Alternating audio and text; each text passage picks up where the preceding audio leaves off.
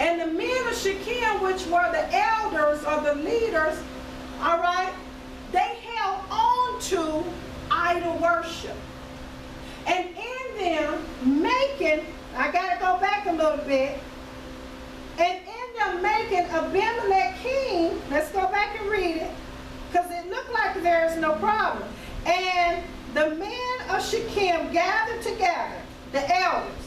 When it say men of Shechem, they gathered, not all the men gathered together, the elders gathered together, and they coming to, they're going to fix this solution. All right? So it said, and all the house of, they gathered together, and all the house of Milo. Now, we got to study this word, because we're facing a problem. Oh, I got to keep repeating myself, because I want to get this out of us. We're facing a problem. The children crying unto Yahweh because they had left Yahweh, and they began to serve. They came up under bondage. All right? And they cried out. Yahweh came to their rescue, sent Gideon. Gideon delivered them. But as soon as Gideon died, they go back to what got them in bondage. So Yahweh brings the same situation to them in another way. Have you ever tried to get somebody to understand something a different way? The same thing. But say, well, maybe if I say it this way, they'll get it. Maybe I said it this way and they didn't get it. You ever try to talk to your friend and keep you okay, maybe helping him with his homework. So, well, maybe, y'all heard you sometime. You start out, well, listen to it this way. This is your word. What is it? I can't think of it. But I've heard it. So you say it this way, so try to get the same thing. You try to get him to understand the same thing. But you don't get it, and you try to say it another way. This is what's happening here. We still have the same, but see, all the times when Yahweh repeat Yahweh's self, saying the same thing, repetition, it may fall redundant upon our ears. We don't like redundancy. So Yahweh would say it another way. So here we got the men of Shechem. They're facing the same situation. The elders of Shechem gathered together, and all the house of Milo. Remember I said we got to study a name. Why the house of Milo? Well, in Hebrew, the name Milo, M-I-L-L-O, means to be filled, rampart, or earthwork. So we got a house of Milo. So what they were, earthwork. Oh, you told me. Okay, earthwork. I know it seems like this don't make sense. So we got the men of Shechem, all right, which is really telling us a place of idol worship, Baal worship, all right? And they built the towers just like that same tower Babel that was built, all right? And so we got the house of Milo. So within the house, Milo means to be filled earthwork. So any earthwork, meaning that any building, carving, taking your hands, all right, and building an image, an idol. That's the problem. So Milo means, let's go back to it. Milo means to be filled, rampart, or earthwork, i.e. Tower of Shechem. So what they're doing is they're building an idol, or they're building a place, all right, and they're filling the place. This place is being filled with idol worship. House means to build a fence, a fortress, to build around. All right? So we're talking about the house of Milo. It said, and all the men of Shechem gathered together, and all the house of Milo, and went and they made Abimelech king. That's the problem. For one, Abimelech is Gideon's son. Abimelech is not supposed to be king. The only way Abimelech can serve the men of Shechem is Abimelech, all right, accept what the men of Shechem serve and do. This place, the place of Shechem, is where they have idol worship. All right? So they have a problem. Yahweh still having a problem. Here y'all go again. Israel, I've delivered you, and now you've gone and made a king, and this king is not going to lead and guide you to serve me. Because the men of Shechem did not serve Yahweh. They were idol worshipers. All right? They built idols, altars unto Baal, Be'ereth. All right? So, by the plain of the pillar that was in Shechem. Now, and when they told it to Jotham, he went and stood in the top of Mount Gerizim. Now, the Mount of Gerizim, all right, this is a very important place. This is the same place where Israel heard the blessing of Yahweh be given unto them. This is the same place. So Yahweh takes them back. Yahweh takes them back to points of remembrance. And these places should not be defiled. Because, see, listen, this was what's supposed to be happening. This is a bad choice for skirt to wear this.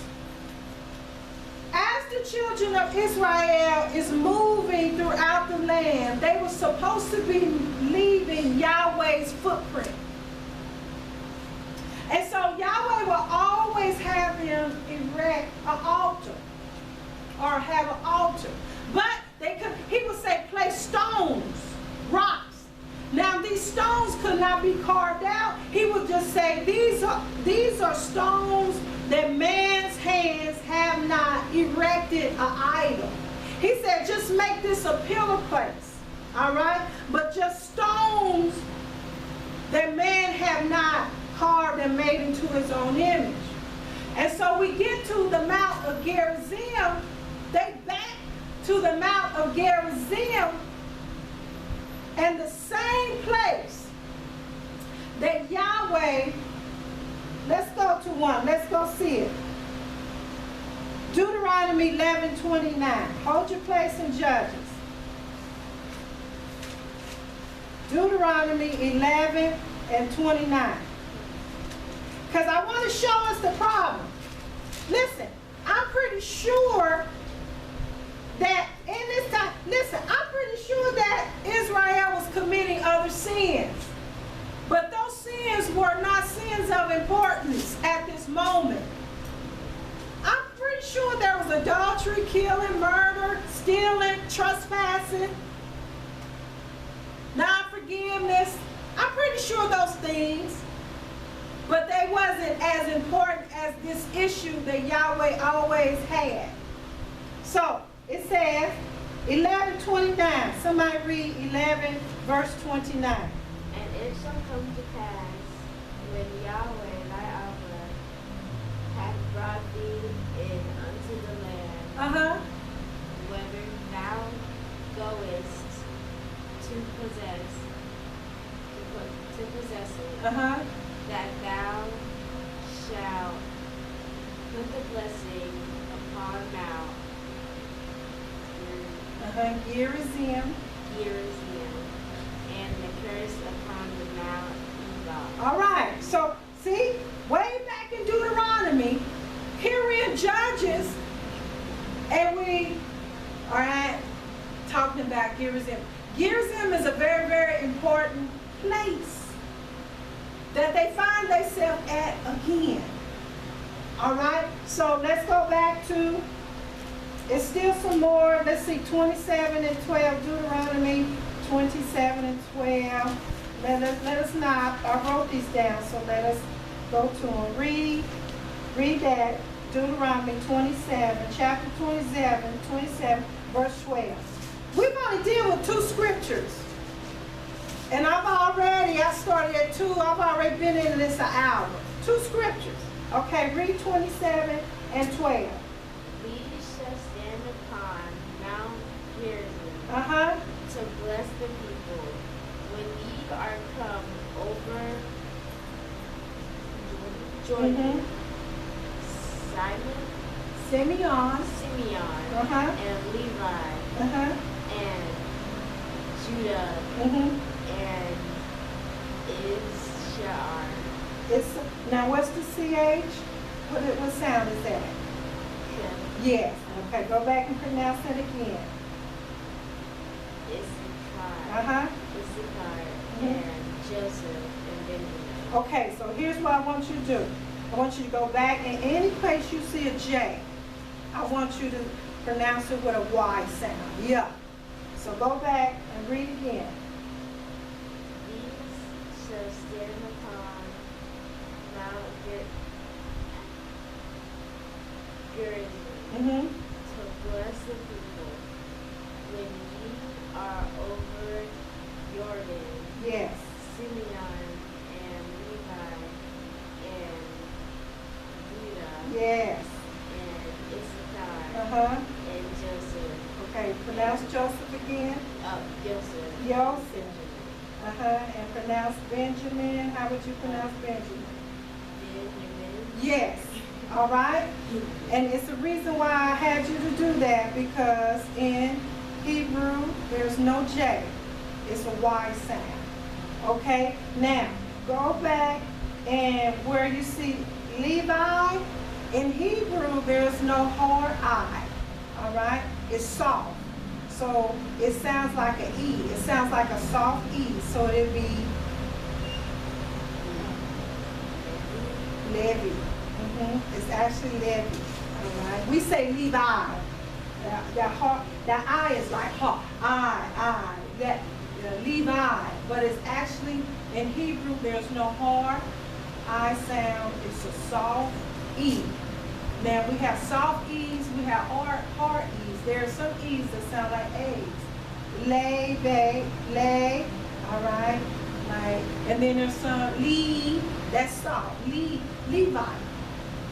But it's actually Levi, all right? So those are just some nuggets. Those are side nuggets, all right? Because we are studying today. We're really, this is what, when you see your dad sitting, this is what he's doing. He's dissecting words. He's going deeper than the pages.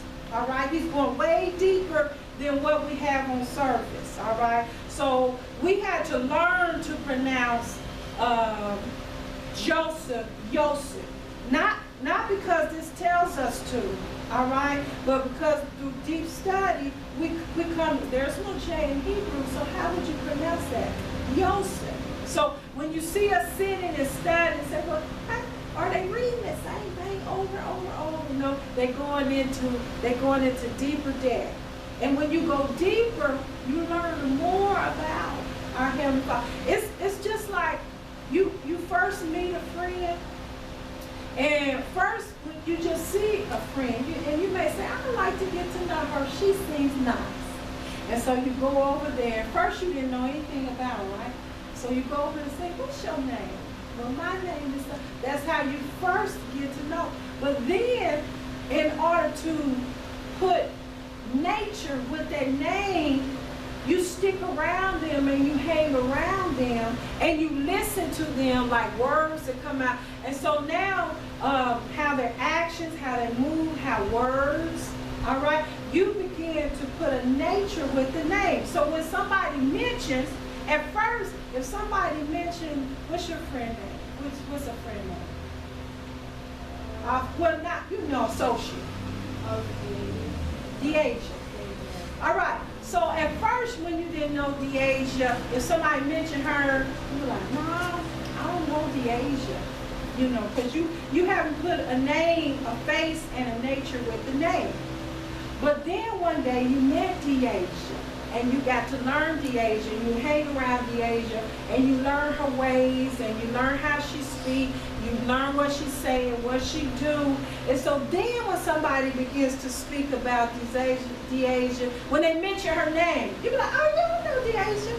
That's the difference. That's with Yahweh. If Yahweh say, I change not, say, okay, I've come to know Yahweh by name, but how does Yahweh not change? So you got to go deeper to learn how Yahweh, not just when Yahweh say he don't change. That's where a lot of people at in scripture.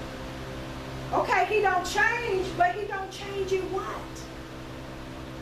His nature will show you and teach you how he doesn't change. How do you learn that very nature? By what we're doing today. We're going a little deeper, that we're studying words, we're studying names, and we're understanding what Yahweh has a problem with. This will help us to not depend on what we see in the world, though we need things of the world. The Heavenly Father knows. He said, listen, I give you houses that you did not build. So he knows we need a house. The thing is, how are we not going to build a house and we're going to live in it?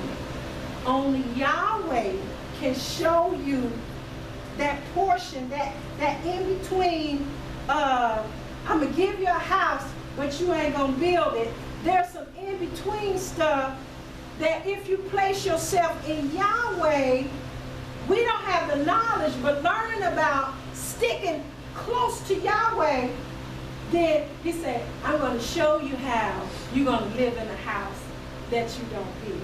See, that's the in-between. That's when this study teaches us how to go so deep. We'll have a dependency upon our Heavenly Father. All right, so let's go to Joshua 8:33. I want to just show y'all. Joshua is the next book. Joshua chapter 8 and 33. Let's read that when you get it. We'll study, take your time. It is the next book after Deuteronomy. We was in the book of Deuteronomy, where we just read. It's the next book over. So it's Genesis, Exodus, Numbers, right? Genesis, Exodus, Leviticus, Numbers, Deuteronomy, Joshua. Go to the front of your book. All right?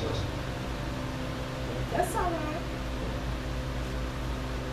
And find Deuteronomy.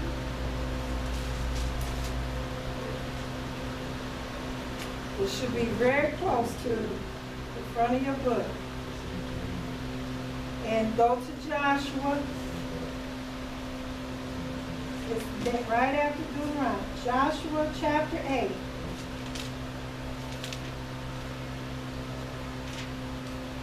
I want to get us comfortable with turning the pages, all that. Chapter 8, verse 33. Read that. Amen. And all Israel, and their elders, and officers, and their judges, and the judges, stood on this side of the ark, and of that side before the priests and